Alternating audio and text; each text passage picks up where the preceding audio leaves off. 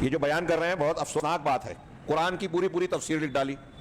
ہاں سید قطب صاحب اور دوسرے لوگ ہیں, مولانا ابوالعلا مودودی صاحب, ہمارے ہاں قرآن کا شعوری مطالعہ کرنے کی دعوت دینے والے ان کی تفسیر پڑھنے کی طرف بلاتے ہیں. قرآن سے زیادہ صاحب قرآن یعنی صاحب تفسیر کی فکر کو پیش کرنا چاہتے ہیں قرآن کے عنوان سے. اچھی طرح دماغ میں رکھیے. اور یہ وہ لوگ اصحاب سنتے ہیں تو ان کو برا لگتا ہے, لیکن غور کریں.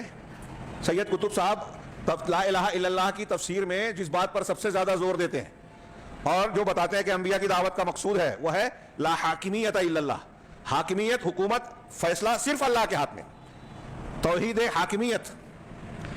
اور بعض لوگوں نے اسی کو آگے بڑھاتے ہوئے یہ کہا کہ ہمارے ہاں توحید کی 3 قسمیں بیان کیا جاتا ہے نا, توحید ربوبیت, توحید الوہیت, توحید اسماء و صفات. بعض دوسری تقسیمات بھی ہیں, زیادہ مشہور یہ ہے اور بڑی جامع ہے. تو کہتے ہیں کہ چوتھی قسم بھی بیان کرنی چاہیے, توحید حاکمیت. یہ ان تینوں قسموں کو نہ سمجھنے اور اس سے جاہل ہونے کا نتیجہ ہے. اگر توحید حاکمیت کا, حاکم کا مراد سے مراد یہ ہے کہ اللہ تعالیٰ نظام کائنات چلانے میں اکیلا تنہا ہے, وہی تدبیر کرتا ہے, دن اور رات نکالتا ہے, موسموں اور دیگر چیزوں کے سارے حوادث اور واقعات اسی کے ہاتھ میں, الٹ پھیر کائنات کا, اگر یہ معنی ہے تو یہ توحید ربوبیت کے معنی میں شامل ہے. ربوبیت اور اسماء اور صفات میں یہ ساری باتیں آ جاتی ہیں.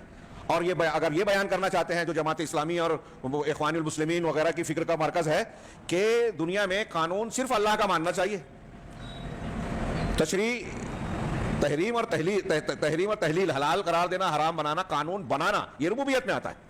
اور اللہ کے قانون کو ہی مانا جائے اور اس کو ہی بندے نافذ کریں, اگر توحید حاکمیت کا یہ معنی بیان کرتے ہیں تو یہ توحید الوہیت کے معنی میں شامل ہے.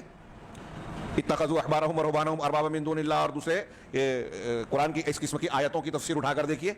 ان 3 قسموں میں توحید آ جاتی ہے کہ حاکمیت بھی اللہ کی, اور جو اللہ کا قانون صرف ماننا چاہیے, ایک طرف یہ اتنی شدت سے کہتے ہیں اور حکومتوں کو چیلنج کرنے کی بات کرتے ہیں, دوسری طرف ان مقامات پر اپنے گھر میں, اپنے گرد و پیش میں, اپنے سماج اور معاشرے میں جو قبر پرستی ہو رہی ہے, غیر اللہ کی پرستش ہو رہی ہے, اللہ کے حلال اور حرام کے بجائے امام, بزرگ, پیر صاحب, صوفی صاحب کے حلال حرام اور ان کی شریعت پر لوگ عمل کر رہے ہیں, اس کی تردید کرنے سے ان کا جو ہے دل پھٹنے لگتا ہے, خوف کھاتے ہیں.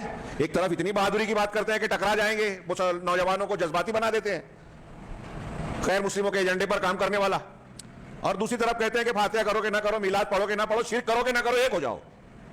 عجیب تضاد ہے.